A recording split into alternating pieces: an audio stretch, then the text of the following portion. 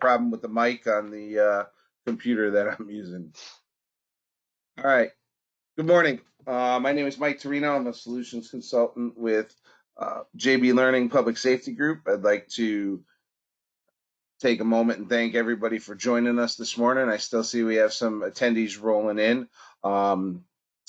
Today we're going to go over our Navigate to Learning Management System. We're going to talk about the ebook. We're going to talk about how to build some quizzes and the interactive lecture.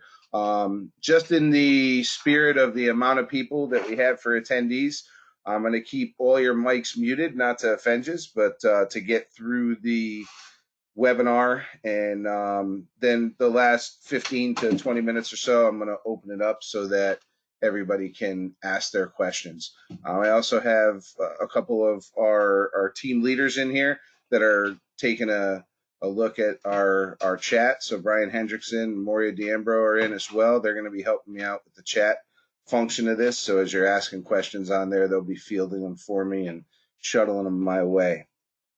Would also like to acknowledge the higher ed group that's on board with us today. We have some of them sitting in on the webinar. Thank you for coming. We're going to talk about the ebook, which I think has speaks to some of your product.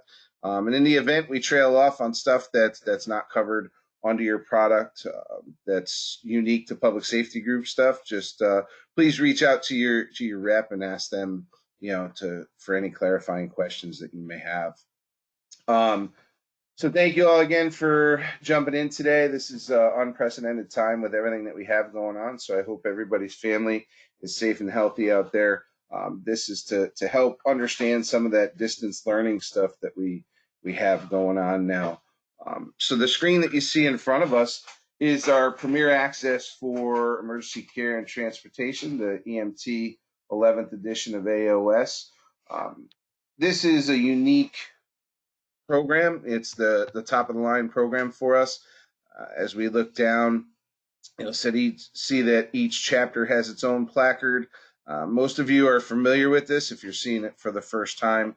Each chapter placard aligns with the book chapter, and this is where the students have all of their resources available to them for each chapter. So if we open it up, you'll see that there's a bunch of resources that are preloaded there for them. First thing we're going to talk about, we use chapter 17 as an example, is the ebook. So students have the hard copy book, as we've had tried and true for years. The ebook is a digital version of the hard copy book. It shares the same knowledge objectives and standard competencies that the book does. So when the students take a look at it, they're going to see that it's one and the same. It's just that the ebook is delivered to them in a different manner. It's a digital format. So having this available to your students, when we look at our 3 types of learning styles, this speaks to our visual learner, and it also speaks to that kinesthetic learner. They're able to click through and see different things that's in the book. So satisfying 2 of your learning styles. If the student clicks on an underlined topic or term, the definition comes up. So they're able to check and have their definitions right there for them. As they roll through, there'll be different figures and tables that they can click on to have open up for them. As they progress further through the ebook, there are knowledge check questions that you'll see here. The knowledge check question is simply a resource question for the student. This does not report to your gradebook. It does not report to the student's gradebook. This is strictly for the student to be able to check and see where they stand as they're going along through the ebook. Once they answer the question and they were to submit it, it would tell them that it's incorrect. They could either reset it to answer it again, or they could show the answer, excuse me. Once they're done, they just close that out and they continue to move on. If the students want to highlight something that sticks out to them, they can just highlight the sentence that they want, paragraph, page, it doesn't matter. There's 4 different colors that they could choose from to highlight it in. And again, if they wanted to come in and highlight the next few sentences, they could also add a written note if they wanted to type something regarding that sentence or paragraph, a voice note, or they can hyperlink a page or a video in there. This is an important function for the instructors as well, because if we have something, in this case regarding a headache, whether it be an article, video, something related to the brain that we wanted to put in there, we could simply just click the little globe, type the label of the note that we want to put in there, input the URL for either the web page or the video that we're looking to put in there for the students, and then click save. That'll then generate a little globe that would sit right here, and also a note piece that would sit right here. This bleeds over for all the students, so every student in your program that's linked to your course ID will see this, and it'll be available for them throughout the whole program. If in fact you have customizations to the specific course ID that you do this in, and you're going to request a course copy going forward of this specific course ID, this change to the gradebook will stay there as well. So you don't have to go back in there and re-add it. From here, once the students complete the ebook itself, they'll be taken to a quiz at the end of the ebook. I'm going to shut this and we'll look at the link out to the quiz here itself. This quiz does report to your gradebook, so you could use this as a standalone grade. You could use this as a prerequisite to a Navigate to assessment quiz that you're going to build if you're building those for your students. You could make it so they have to complete the ebook and ebook quiz prior to that Navigate to assessment opening up. So again, just to recap, the knowledge check questions do not report to your gradebook, but the ebook quiz does report to your gradebook. We also have an e-reader app for Android and iOS that allows the students to take the ebook chapters offline. So they do not have to be connected to the internet if they're using the e-reader app. They can use it on their tablet, their iPad, anything that they have with the app on it, so that they're able to be mobile and not have to be worried about being connected to the internet. The one thing that I'd like to point out with that we like to ask our customers, ask you guys to tell your customers, your students, is that if they're going to take the ebook quiz, we'd like it so they're connected to the internet when they do the quiz. This way here, it reports to their gradebook and your gradebook. There's no issues with that assessment not reporting to the gradebook, because as you know, if something goes just a little bit left of center, you'll wind up with 1,000 emails from your students, and we're trying to keep your inbox clear. So again, the e-reader app is available Android or iOS. They could download it for free, and then they could take all their ebook chapters offline if they want to do them while they're not connected to the internet. And again, we ask just to make sure that the students are connected to the ebook, or to the internet, excuse me, when doing the ebook quiz. And speaking of the internet, just briefly, we get a lot of questions about what platforms, what internet platforms are the best to run Navigate with. And really would say the only one that we try to steer people away from is Internet Explorer. Google Chrome, Firefox, Safari, we've had no problems with. Our program and our platform works very well on all three of those. So if you could steer your students that way, that'd be great. They would have more success using those three, and you would have less headache if they were using those three. So I'm going to actually deviate a little bit, change it up. Instead of opening up at the end for questions, I'm going to take this segment of the ebook and I'm going to open it up for questions.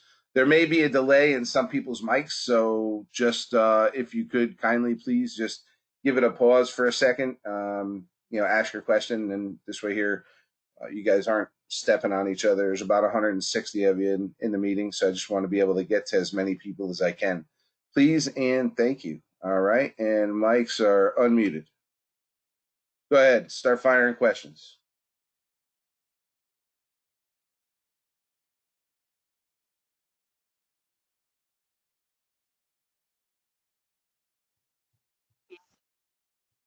I can't hear anybody, so maybe I should have you guys unmuted. No Okay. questions? I have a question. Go ahead. So the ebook chapters and everything that I am seeing on screen here, Yes, ma'am. I can expect to have this come preloaded for the students? Absolutely. What you're seeing here, great question, in this screen is everything that's preloaded in the Premier package of our Navigate 2. So there are, you wouldn't have the interactive lecture in the preferred package. And what I can do is, where are you located? What state? Virginia. Virginia. Okay. I can have Kristen Wilton, our Virginia rep, send you a list with all the differences in the packages. So you could see we have the Essentials, Advantage, Preferred, Premier, and Flipped packages. So I'll have her send you something. If you want to put your email in a chat question, then one of my moderators can pull that and just put your email and that you'd like to have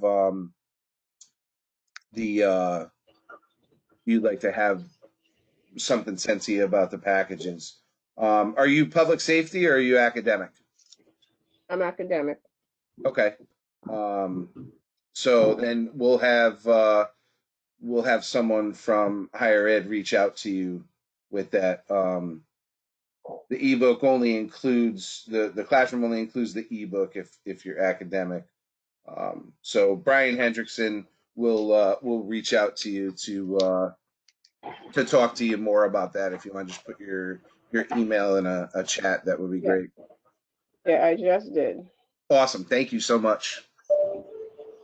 Any other questions? And if you guys want to, when you ask your question, I should have done that before. I apologize. Just fire your name out for me so I know who I'm talking to. Yes, good morning. This is Sean Newton from Mesa, Arizona. I'm the program director of paramedicine. Hi, Sean. At an academic institution. Good morning. I had actually typed my question into the chat box, but when you were going through the chapters and you opened up the chapter and you were reading it, how did you actually access the toolbar with the highlighters? I didn't see how you brought up that function for the students to be able to use that. Awesome. And does that auto save? Yes, it does auto save. So the next time they open that chapter, they'll see the highlighted area? Correct. So all I simply did, Sean, was if I'm going to take this first sentence, I just left clicked my mouse and dragged my mouse over over that sentence there, and that toolbar automatically pops up. Oh, excellent. Okay, thank you very much. Absolutely, great question. Thank you for asking. So for everybody else in the meeting, I said for Sean, just left click your mouse and drag it over the sentence that you want to highlight, and then that toolbar will pop up. This is Elisa. I also typed a question into the chat box, but I'll go ahead and ask it. I just responded to an email, but now I'm starting to wonder, are there specific webinars for specific courses? Or is this webinar just to let me see what your platform looks like? Yeah, it's a great question, Elise. Thank you for jumping on today. This is the general webinar, or our Monday, Wednesday, Friday webinars.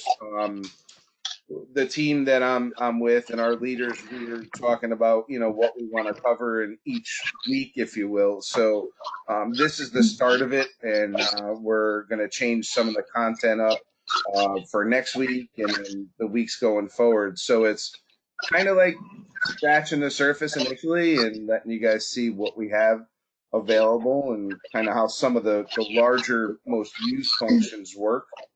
and then you can always reach out to one of us for a what I would call a deeper dive into the program, especially specific functions that you may have questions about. So hopefully that answered your question. Yes, thank you. You're very welcome. Hi, my name is Christine, and I teach at a college in a dental hygiene program. We have to use Blackboard as our platform with the students. Is there any way to also include something like this? Hi, Christine. Yes, we are compatible with Blackboard. We could upload our test bank from Navigate 2 in there, and having used that function myself as a program coordinator for EMT and paramedic here in Connecticut, we using Blackboard in one of the institutions, you're able to link out to Navigate so you put the link into Blackboard, and it takes the students with a one-click shop to the Navigate classroom, so that you have access to all of what's available in front of you here, depending on which package you have. So we would just choose the textbook for our course, and you would take care of uploading everything and making it interactive like this? Now you're speaking for dental hygiene or EMT or paramedic? Okay. I'm sorry, dental hygiene radiology course that I teach. No, that's fine. What state are you located in? Massachusetts. Okay. So what I'll do is, if you want to put your email in the in a chat as well, just name an email. I'll have Brian Hendrickson reach out to you also, just because there are some differences between the Navigate 2 platform for a public safety group and for higher ed, and he'll be able to speak to that better in a one-on-one situation. Okay, thank you. You're very welcome. Hello. Peter Williamson here from Mobile, Alabama. I'm the director of a PTA physical therapist assistant program here. And we do have some of your textbooks as our standards. When you were speaking of the LMS, I'm sure you're also compatible with Canvas on the Navigate. Yes, we do have capabilities to limitly integrate with Canvas at this point. We're diving in a little deeper to a more broader, fuller integration. But again, in terms of being able to speak directly to it, we could talk offline about that if you want to throw your name and email into a chat, so we could reach out to you one-on-one. But yes, there is integration there, 100%. Because I also use Canvas, so I'd be very interested in finding out how that works. Okay, absolutely. Not a problem at all. All right, I got time for one more question right now, and then I'm going to mute you guys again and move on. Who's out there? First come, first serve. Hello? I can hear you. Your audio is very low. Hello, Mike. Yes. Hi, this is Francis Johnson. Teach a high school level tech class for Fire 1 and Fire 2. Hi, Francis. And yeah. Hello. So anyway, Mike, you mentioned something about the getting to a bigger assessment instead of just the quiz at the end of each chapter. And I was wondering if that's something that you're going to get to a little later, or is that something you could get to now? Great question. Thank you. We're so the next move that I'm going to do, and the next thing I'm going to roll out for you guys, is how to build those Navigate 2 assessments. We're just going to take a look at the settings page, the question bank, and just kind of how to set it up. So before, when I mentioned using the ebook quiz as a prerequisite for that Navigate 2 assessment, you'll get to see that coming up now. Sweet. Thank you. You're very welcome. All right, everybody's going silent, and be safe. I'll see you in a few minutes. All right. Thank you for your questions. They were all very, very good. So next, we're going to take a look at the Navigate 2 assessment. In the classroom you see in front of you right now, we're in the instructor mode. We know this because we have the edit course button, the preview where we could see it as a non-editing teacher or a student. And we also know this because if we use chapter 12 for an example, we have the move resource in the upper left-hand corner. This allows us to shift each placard, tile, rectangle, whatever you call it, around in the classroom. So we could move the placards around to line up with our program syllabus if we wanted to, so that the students are following along and they're not jumping around to get to the chapters. We also have the edit summary pencil. So if you notice, we'll take this first placard here. This is a placard that I dropped in the program as an extra placard. This doesn't come stock in the program. We do that simply by scrolling to the bottom of the screen. And you'll see there's a plus and minus button here. To increase the number of placards and add your own customizable placard, you just hit the little plus button.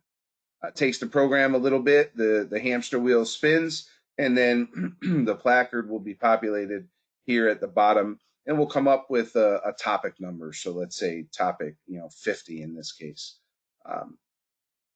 So using this placard, if we hit the edit pencil, it's usually clicked as a default name, which is just that topic 50 or topic 52.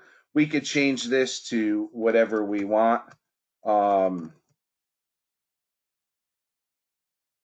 then it is the new topic for the placard itself. When we click Save Changes, we'll see that it comes out that hopefully Mike is doing.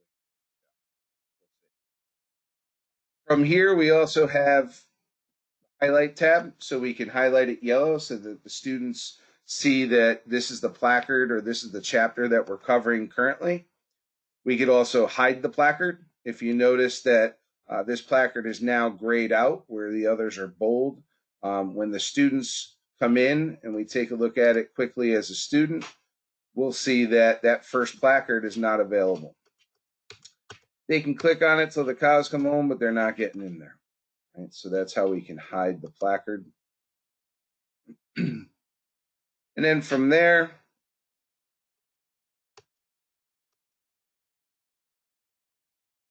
we can show it again so that it's opened up for the students.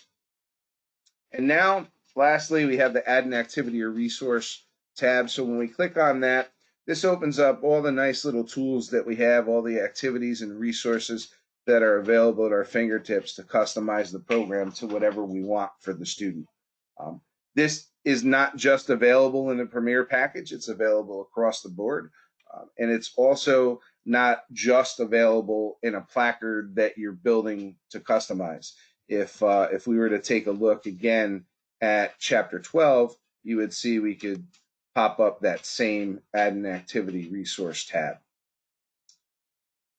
So in the spirit of quiz building, test building, the title is whatever it is for your program and your student handbook. On the list of activities, we're going to go to the little purple puzzle piece here, which is the Navigate to Assessment. This is our quiz builder. So once we click on that, we click the Add button, and this opens up our settings screen where we would say this would be the chapter 12 quiz. You could type a description for your students, for example, 20 questions, 20 minutes from chapter 12. If you do put a description in there and you want the students to see it, just remember to click the description. Excuse me, we have date ranges, so you could open your assessment at a specific date, today, for example, at 11/26. And we could close the assessment however many days after or hours after it's open. It just depends on your program's handbook. We have no say in how this goes as a company. This is just your timing for whatever it is for your students. So we'll say we keep it open for 2 days for argument's sake. We'll drop 20 questions in this quiz, so we're going to give them about a minute a quiz. And we get a lot of questions about, how do we keep those quote unquote collaborative efforts down with the students? because there's a lot of unfortunately a lot of that, and there's Quizlet and other websites that potentially have our product on there. Even though we have sweepers going out every day and people trying to secure it and make sure that it's not out there in today's technology, it's hard to beat sometimes. So this is one of the time limit is one of those factors that's in our control in the settings. If we limit the amount of time the students have each question, then hopefully it eliminates their potential for any type of collaborative efforts. Submissions are submitted automatically when time expires. The next would be the grade category. So we would build your grade book out. This is a demo classroom of mine that does not have a grade book built out yet. But if we added quizzes, tests, homework, whatever assignments that you're going to have for the students that'll be graded, we build the grade book out, and then it would be listed here for you. So this quiz could go directly into a quiz category that's weighted at, let's say, 25%, if that's what it says in our student handbook.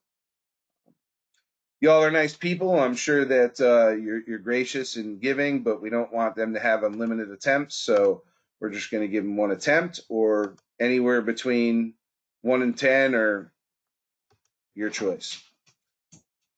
The next two sections are important because you can have the question order for each quiz randomly, so that every student's getting a different question for question 1, 2, and so on.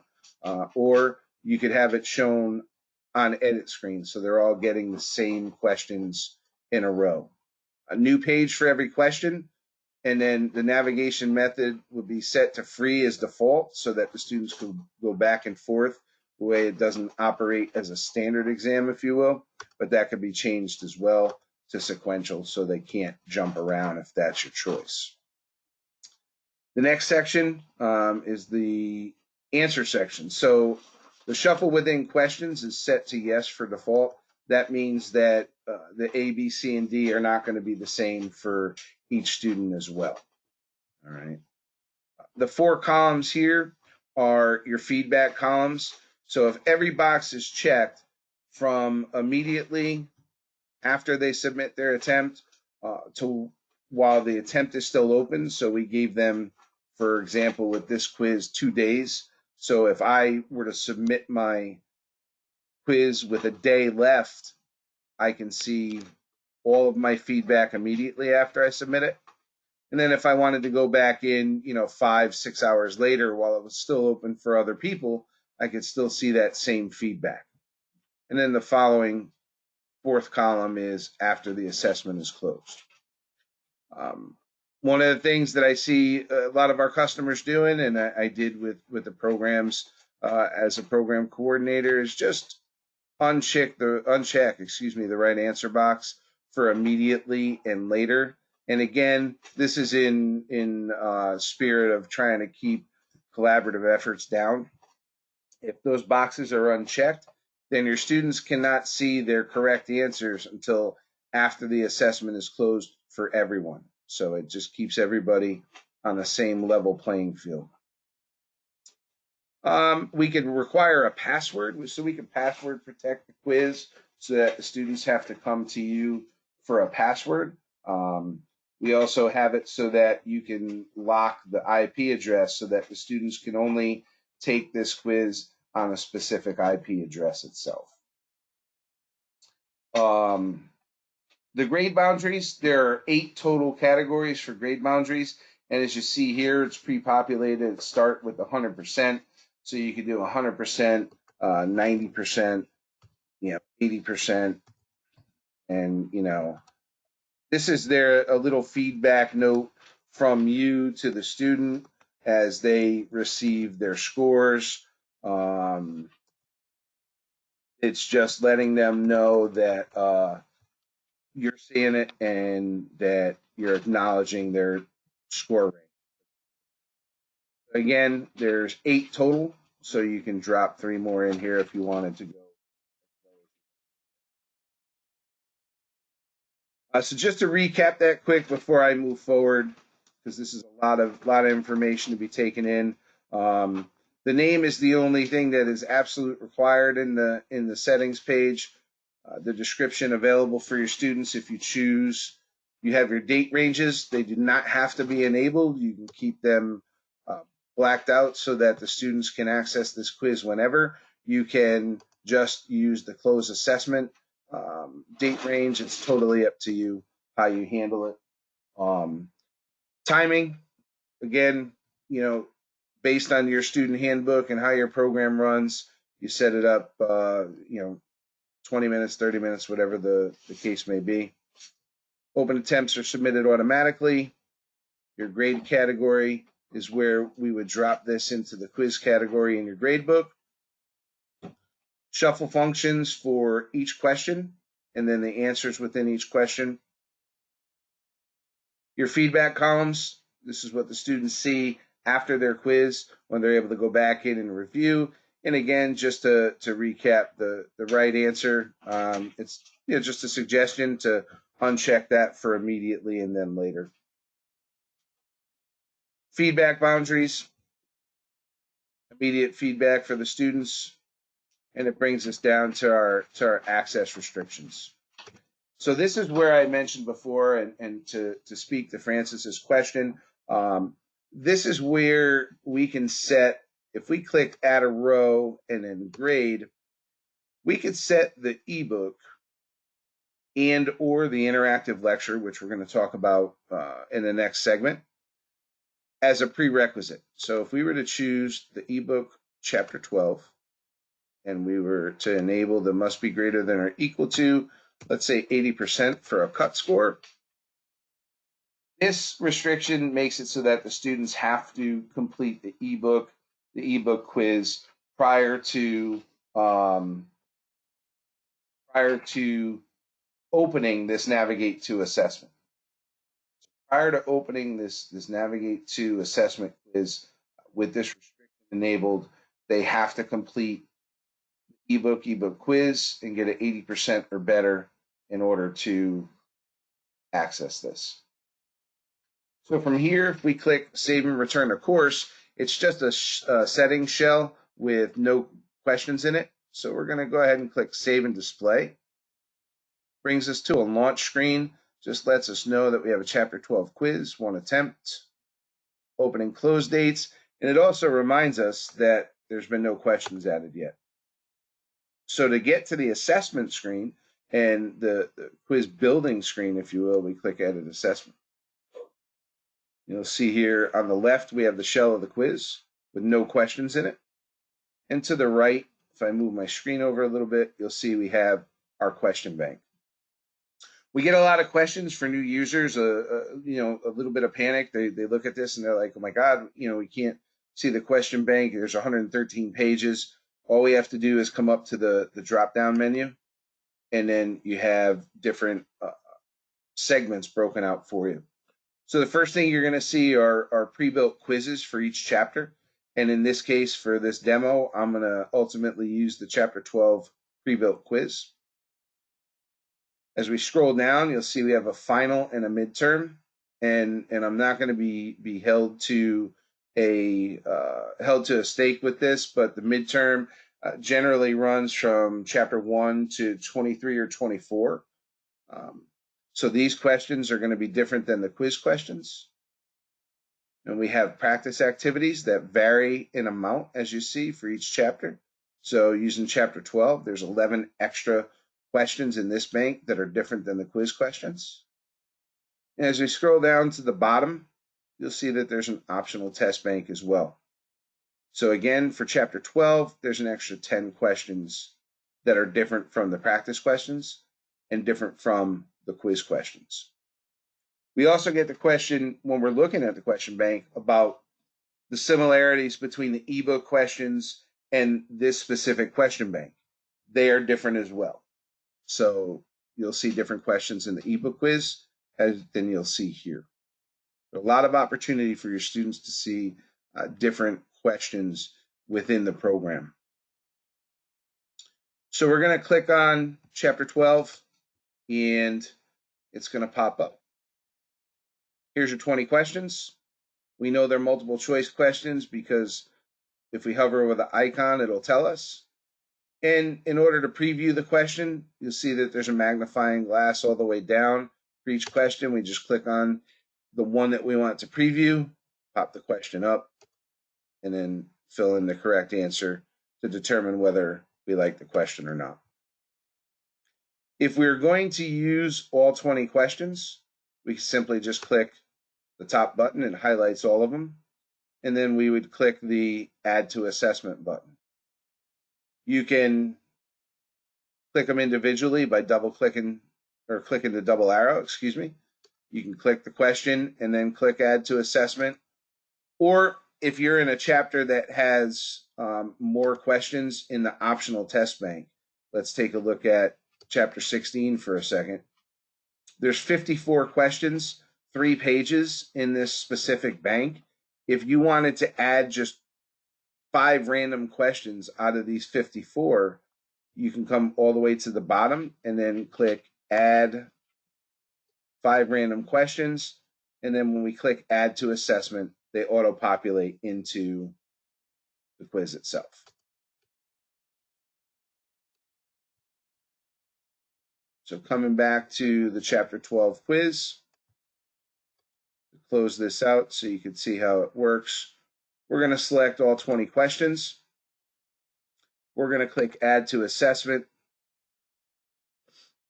And now you see we have 1 question each page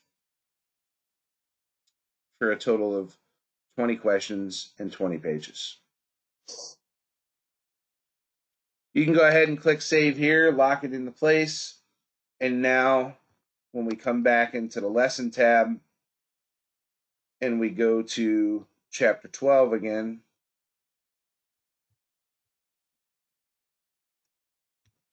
you'll see that at the bottom of the chapter, we have a Chapter 12 quiz that is not available unless the student achieves a required score in the ebook quiz for Chapter 12. Anything that we build in a placard auto-populates at the bottom. We can move this to anywhere we want in the placard by simply using this little move resource. You just hover your mouse over it, and when the white cross appears on top of it, just left click and hold down your mouse and then just drag straight upward, and then you can place this, like I said, anywhere in the placard that you want. I don't know about all y'all, but some of my students did not like hunting, so I used to try and drag everything that I could to the top so I didn't wind up with a boatload of emails. If you have to go in and change something, if you have to fix something on a quiz that you built, when you open up that placard that it's housed in, you can just come to the blue drop-down arrow, and then you click Edit Settings. It'll bring you directly to that initial setting page that we just spent some time on.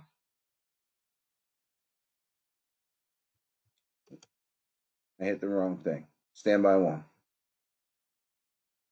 Let's try that again. Take 2. Maybe. So, if you want to change something in the settings page that you built the quiz on, you just come to the blue drop down, click Edit Settings, and that takes you back to the setting page that we were just on. If you need to fix something in here, that's great. If you need to fix something with the questions in the actual quiz from this setting page under your course ID, just come to Assessment Admin and then Edit Assessment. And this will allow you to get into that question bank and the questions that are in here. If you want to remove a question, you simply just click the X. It'll decrease the number of questions that are in the quiz, and then you could just re-add an individual question from the question bank. Okay, so I'm going to stop here. I'm going to unmute you guys and field some questions. So, ready, go. Hi, everyone.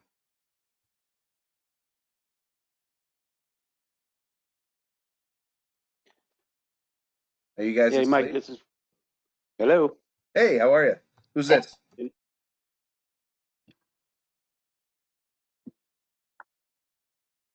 Now I'm unmuted. Can you hear me now? There we go. I got you now. All right, so yeah, this is Francis. I got a couple questions. Is there any advantage to where you had one question per page? Is there any advantage to or disadvantage to putting more than one question per page? Great question. I don't think so. It's just personal preference.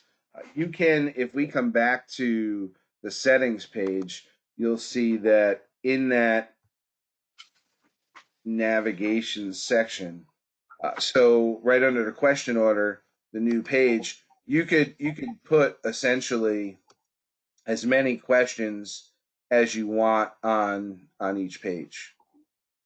So there's really no. I always kept it as free navigation with every question, so that the students could just focus on that one question and then move on and come back to it if they, something jogged their memory about a previous question. But I don't think there's anything, at least not that I've heard of with any of our customers up to this point. That's a good point. Just an additional question for something you just said was when they get to the end of their test and they had gone over, say, skipped a couple of questions because they wanted to think about it or whatever, is there something at the end of the test or the quiz that will tell them that they've not completed all the questions? So basically kind of a reminder that they passed over a couple? They'll be asked if they want to submit, review their submissions and then submit it prior to actually submitting it. So there is a default to be able to, jog their memory. Okay, good, because that's one of the problems I have right now is they kind of good, they'll get done a written test without going back over it because they forget that they skipped the Right. question. Yep, they forget to, and then it makes it harder if we tell them don't write on the exam. So no, there's a way for them to flag the question and be able to go back and take a look at it. Okay, good point. All right, thank you. Absolutely, Francis. Thank you. Hi, this is Christine. Are you able to write your own questions? Yes, excellent question. So we'll come over to, we're in the settings screen now. So if we go over to the edit assessment, you'll see that there is the create a new question button. So if we were to click on the create a new question button, this is good if you're looking to write a small amount of questions, individual question, 5, 10, maybe 20 questions. So you have a choice of, all of this at your fingertips, depending on what type of question you're looking for. There's also a function to be able to, and I'm going to back out of this for a second and just go into the main tab. So if we come under course admin, you'll see there's question bank. So if we look here, we can import a full question bank for you as well. So that's why I said, 5, 10, maybe 20 questions. You're typing individual questions in. Could be a little time consuming if you had a question bank, Christina, like 200 questions. I don't know that you'd want to sit there. Although I guess maybe in quarantine right now we might want to sit there and do that, but we could upload it as a complete file for you, and then separate the questions that you've uploaded into its own category. Now, if we needed some pictures to go with some of the questions that were in the text, is it possible to do that? Another good question. I don't see it not being a possibility. You're able to drop a JPEG into a question, and I believe we have, files available with the pictures from the book. I could, double check that and get back to you on that. Okay, my last question is there support for instructors and students if we had technical difficulties? Absolutely. There is a student support line that the students can call. It's a specific student line so that they're calling and dealing with our team directly. And then we have the solutions team, and the team that I'm on is available for you guys. So we're there, and we do the onboarding webinars, the training, some customization stuff with you, and so yes, we're there for you guys, and our student support team is there for the students. Great. And how do we find out who our rep is? What state are you in? Massachusetts? Mass. So that's going to be Eileen Ward and Kristen Wilton. Now, are you higher ed, or I can't? You said you're higher ed, right? Okay. Yeah. So that's going to change. Did you put your name and email into a chat? I did, but it just said Okay. to contact your rep, so I just didn't know who that would be. But I That's did leave fine. my email. Perfect. I'll get back to you before end of business as to who your rep is in Mass. I'm not 100% sure on the higher ed side. I apologize. Okay, thank you. You're welcome. Any other questions on the quiz building and stuff that we went over just now? Yes, hello. My name's John Evans. I'm with Northampton Community College in Pennsylvania, and we're currently using your Advantage Access packages for our EMP program. Okay. And I just have a couple of questions regarding the assessments here. Okay. The previous gentleman asked a question about the advantage of one question per page. Yep. Now, I know when students take the National Registry exam, that's the way the questions are presented. And it prevents the student from being able to go back to a previous question. Can that be configured in your assessments as well? Yes. Where they must do question one before they can go to question number 2 and so on? Yep. So if we take a look back in chapter 12 at the quiz, and we get back to that settings page. So we'll go into the drop down, we go into edit settings. Then we go back down to that area for navigation. So if you wanted it sequential, like a standard exam, like National Registry, as you mentioned, you would set the new page would be for every question. And then under navigation method, you'd switch it to sequential. And now Okay. that makes it, yep, that makes it so that student goes question to question like that. And then one other question. We know that we can set a time limit for the assessment overall, for the quiz, for example, but can the individual question be timed where the student only has, let's say, 60 seconds per question before they must move on? Another good question. We don't have the capability to set individual time frames for each question, just the overall time limit for the quiz itself. Okay. Thank you. You're welcome. Is somebody getting beat up in this? Hello? Somebody building something? Because if you are, I need like a doghouse built or an addition. I think somebody's dog wants in. Yeah. I was worried about my dog barking in the background. Any other questions before I move on to the interactive lectures? Yes. Hello? Can you hear me? I can. Can you hear me? Yes. My name is Kathy Deskins, and I'm from Southern West Virginia, CTC. And my question is, I have a student who has a disability, and she requires extra time. And how do I give her additional time without giving the rest of the students additional time? And how do I do that and maintain HIPAA standards? So a great question. You have those students in class that do have that, the paperwork and the need for that. So you can set it up. So using this chapter 12 quiz. What does that sound? It sounds like Pac-Man running. I'm not really sure what, but so if we come up under the course ID to assessment admin, you could add a user override. So when we add the user override, this allows us to be able to pick the student, that we're using. So if we were to use myself in this case, we could require that student to have a password for their access to this. We could set the open dates to be longer for them. We could set a time limit to be longer for them, or we can give them individually by themselves extra attempts if we needed to. This is all done under the cloak of darkness on your side, so no other students will see it.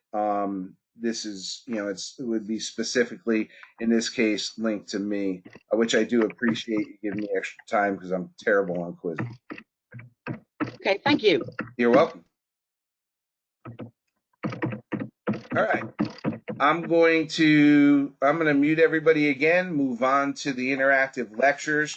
We're getting close to the top of the hour. We'll run a little bit past, but I want to be able to get this in and answer everybody's questions.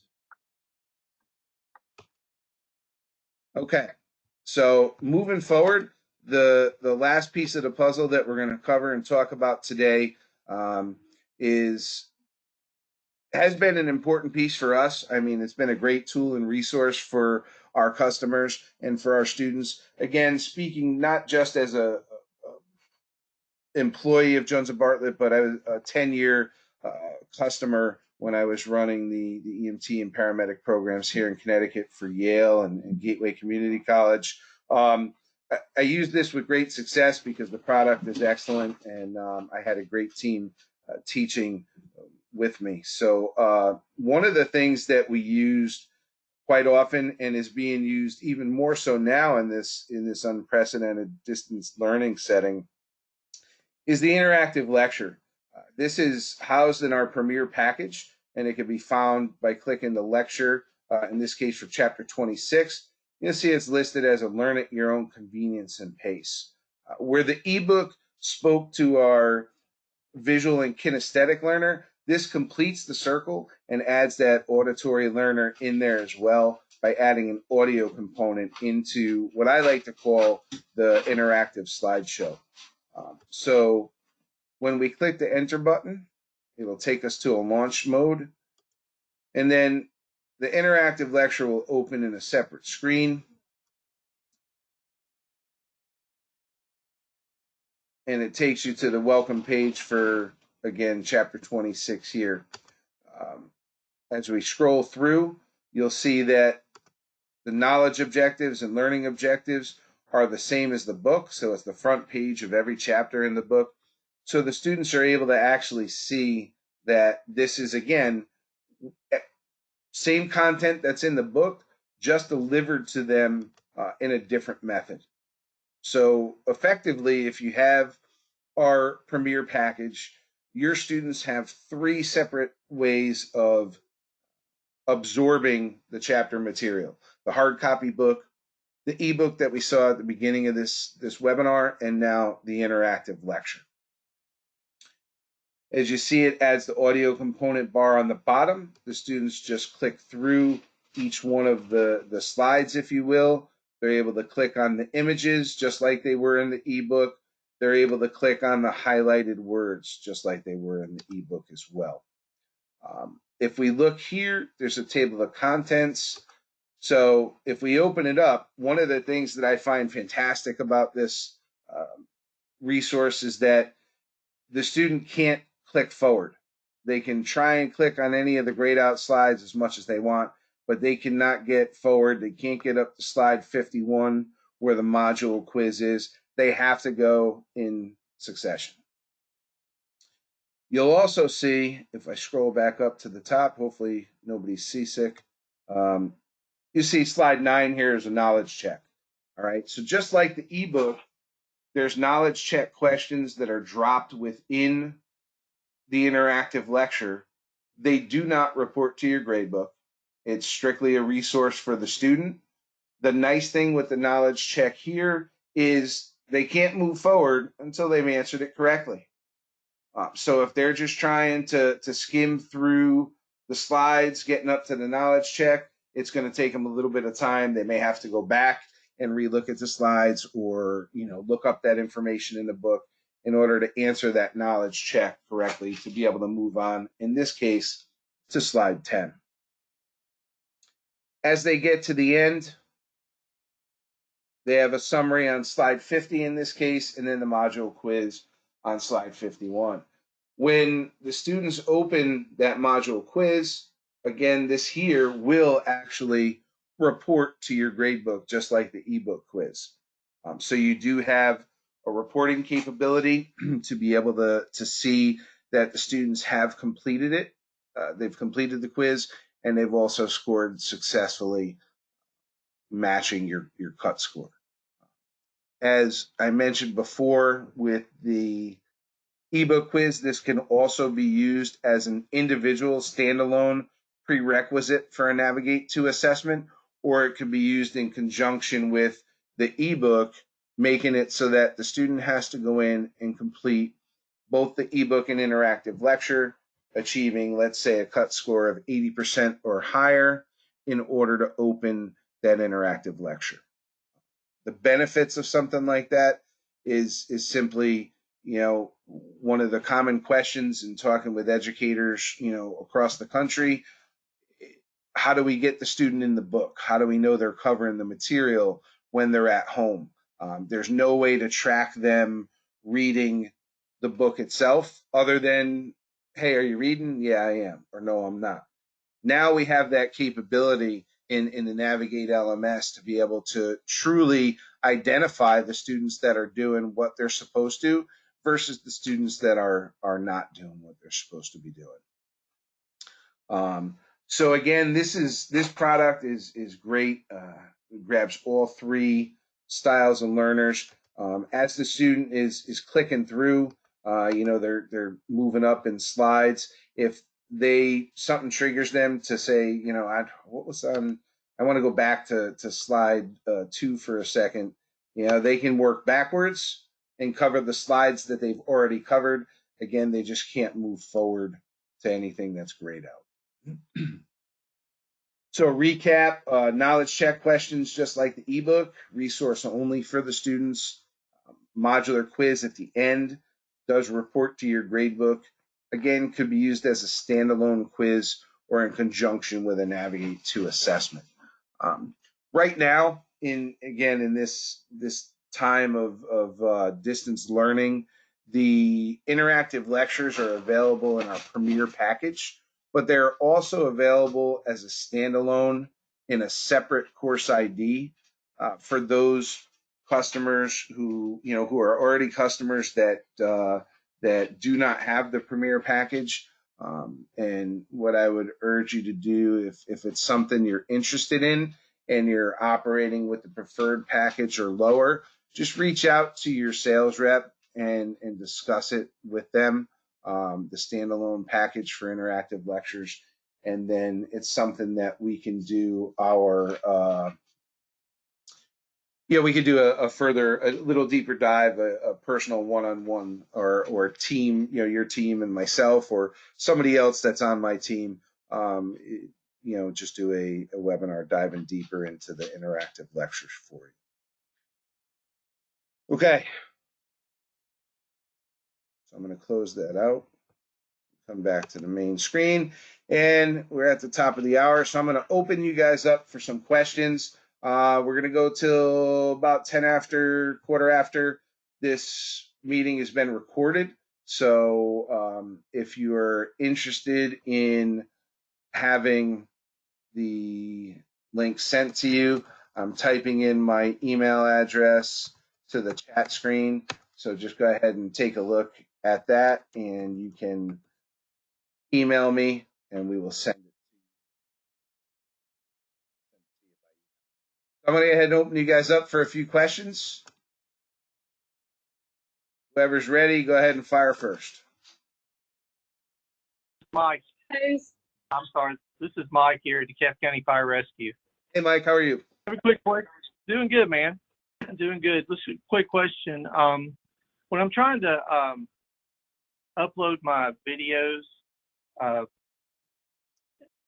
don't know, what I'm having to do is actually put a link to YouTube. because it says the file size is too big. Is there a different way to go about that, or So when you're doing anything that, else Mike, on that? let's take a look at when you click the add an activity or resource, are you using the page or the URL? URL? I've used the URL just to put if I'm linking it to YouTube, but I really wish I didn't have to link it to YouTube. I wish I could just drop the file in as a file. So it's a video right there, that yeah. you have on your own that's Correct. not already posted on YouTube. Okay. Yeah, one of the suggestions when I've asked a question myself about something like this is it works, the files work a little bit better and they're more manageable off the YouTube site. So, not just general. I mean, you could create a private YouTube channel for your videos and then Right. And I have. Okay. I do that. It's just you have to wait for it to upload to YouTube. Yeah. And then, and all that. But I was just trying to see if there's a way I could just drag, a regular video file over to file. And, Yeah, it says my file's too big. not that I've played with, but I threw my email up there. So shoot me an email offline, and we'll get some time to visit, and we'll play with that. We'll mess around with it. Appreciate it, man. Thank you. You got it. No worries, man. Hey, Mike. Yep. Yeah, it's Francis up in Maine Hi, again. Francis. Hey, just wanted to check on that interactive lecture. So when they're reading down through, and you had where they would get through each page, and it would highlight the page that they got through, so they can go back to that page at any time they want. Yep. So okay, so can they? Go ahead. Sorry, there's a little delay. Yeah, no. So can they highlight a section of that, like we could do in the like you talked about earlier? Yeah. So the highlight function, and for the highlighters, word notes or voice notes, the student's able to come in instead of highlighting that specific line. They're able to come in to the upper right hand corner where this little notepad is and take notes on this slide itself. So you see, it has the introduction. They can add a note there for the introduction page. As they come in to the next slide, they could take notes on anatomy of the skin. So if they were truly going through it at an in-depth level, they were able to add notes to each slide in here if they wanted to. Same idea, just a different format from the ebook. Okay, and they can go back to that at any time they want. Correct. Once they do that, it automatically stays in their interactive lecture. Perfect. Thank you. You're very welcome. Hey, this is Deidre from Texas. Hi, Deidre. They can share those notes with classmates, right? If I remember McKenna and Kathy telling me. They can. If you're putting me under that big detective spotlight right now as to how, I have to send you a instructor resource sheet because with all the tumbleweed I have floating around in my brain, I don't remember exactly how to do it. Okay, I just want to make sure the capability's there. They can usually figure that out, being younger, a lot quicker than we can. So. Direct shot to the heart. Yes. The younger generation is a lot better at this than I am. Mike, this is Mark in Texas. Can you hit on simulations at all? Sure, Mark. I could drop on that really quick. So the simulations are an awesome tool that we have in our package here. It is it's set up for the student to be able to take a walk on a virtual call, as it says, a simulation for the specific call itself. I apologize for my internet taking a few minutes here to spin up. There's a list when you access it, and we'll take a look at it as a student. There's a list of specific simulations that are available, And what it does is it takes the student initially on just a description of the topic. So let's say if we, we'll scroll down to environmental emergencies, it'll just give them a little background on environmental emergencies. And from there, it walks them through the dispatch of a call. They arrive on scene, and they have questions and checkpoints throughout the simulation itself to where it gets to a point. There we go. All right. So looking at this as a student, it'll take them, up to a point where they're actually doing a secondary survey on a animated patient, if you will. So again, I just pick environmental emergencies. Oh, wrong. Let me come back. Simulations. So here's the list of simulations that we have available. I have a bunch of these in different segments, so I'm going to try and pick one that is at the beginning. So you'll see that it starts out. This one's 4 slides in. So let me come back. Try the MCA. Okay. Well, we'll start at this page and work back. As you see here, this is the simulated, the animated secondary assessment. So the students are able to click on, heart rate, if you will, and they get a little bit of a blurb as to how to obtain the pulse, what the heart rate is, how it gets to pulse points. So it'll roll through this bar until it gets to the end of 7, and it will open up the assessment. And in the assessment, if we just skip to it, the students are able to actually take a patient's pulse. So they're actually able to see what it is, and then they get to move on, and they're able to answer a question. In this case, it was like 54.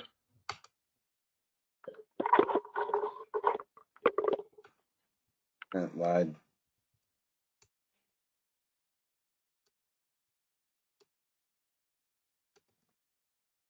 So as you see here, they reached number of attempts. So heart rate was 108. They can get feedback, close the feedback, and then move on. So it's a fully interactive simulation for them, and it takes them all the way to transfer of care at the hospital, if you will, and then a close and summary of the call itself.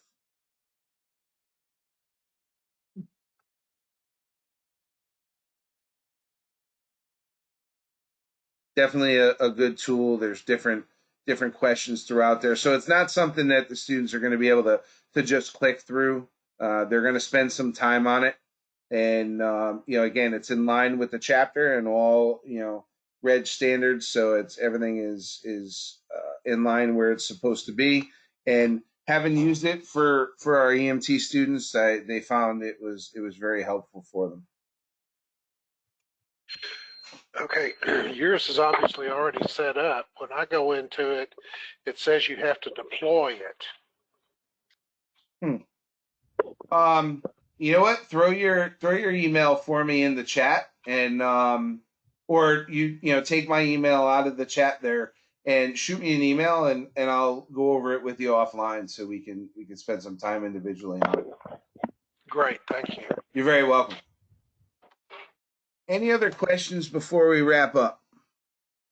Yes, this is Christine. Is there a video capability if you wanted to hold your class live?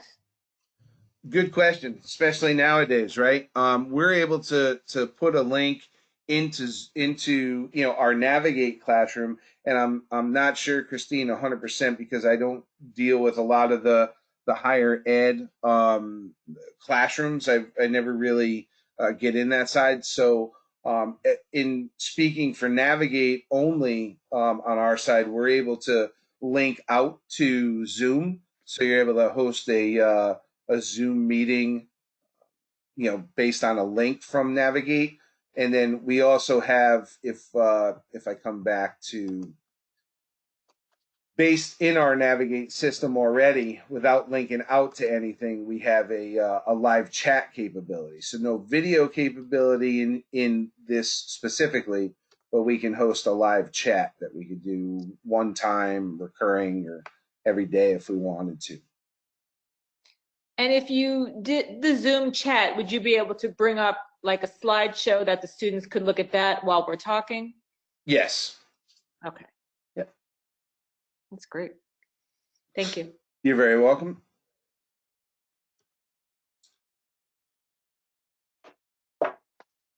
Are there fees on this somewhere listed that we would know what these things cost?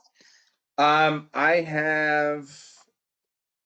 will, if you shoot me an email, I have the rep for, actually Ben Schreiber is the rep for Massachusetts. And Okay. I can give you, well, I'm missing a number at the end of the telephone number. So just shoot me an email and I'll get you Ben's full number. And it's actually, here it is. It's, if you got a pen, I'll give it to you now. Sorry. Okay. It's 978 Yep. 639 Okay. 3445. 445. Okay. Yeah, 3445. Perfect. Okay. Awesome. Thanks so much. You're very welcome. Thank you. Okay. Well, listen, I just want to Mike? thank you. Yep, go ahead. Who's there? Just one quick question. I'm trying to see where your email is. I'm not seeing it. It should be in the meeting chat. I typed it in there, so hopefully you guys can see it. I'll give it to you now, so anybody who has a pencil or a pen, you feel free to write it down. So it's my name, so it's going to be MTORINO.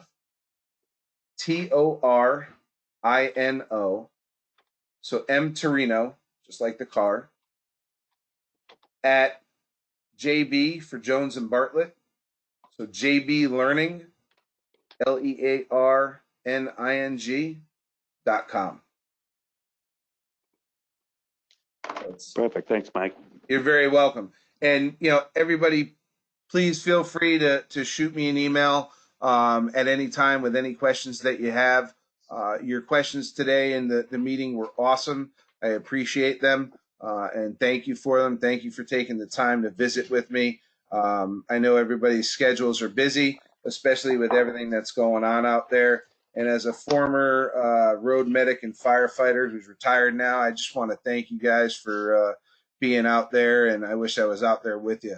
But we're hunkered down here and helping you guys from this end now. So the meeting's been recorded. So reach out to me. I'll send the meeting to you. And again, just want to thank you guys and be safe. Thank you so much. All right. You're very welcome. Take care. Bye. Bye. Thank you. You're welcome. Thank you.